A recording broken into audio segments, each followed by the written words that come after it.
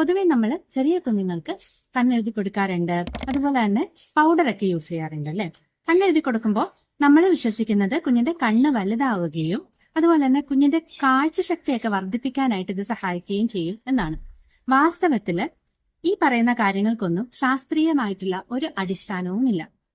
പിന്നെ പൗഡർ നമ്മൾ യൂസ് ചെയ്യുമ്പോൾ ക്രമേണ അത് കുഞ്ഞിന്റെ മൂക്കിന്റെ ഉള്ളിൽ കൂടെ ശ്വാസകോശത്തിൽ എത്തിയിട്ട് ശ്വാസം മുട്ടലൊക്കെ വരാനുള്ള ഒരു കാരണമായി മാറിയേക്കാം.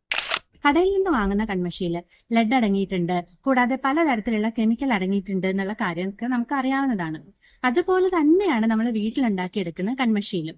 അതിലടങ്ങിയിട്ടുള്ള കാർബണും മറ്റ് കെമിക്കൽസും നമ്മുടെ കുഞ്ഞിന്റെ സെൻസിറ്റീവ് ആയിട്ടുള്ള സ്കിന്നിന് ഒട്ടും യോജിച്ചതല്ല. ഇത് അവരുടെ സ്കിന്നിന്റെ തടിപ്പും ചൊറിച്ചിലും ഒക്കെ ഉണ്ടാക്കാനായിട്ട്, ചുരുക്കത്തിൽ പറഞ്ഞാൽ അലർജി ഉണ്ടാക്കാനായിട്ട് കാരണമാകും.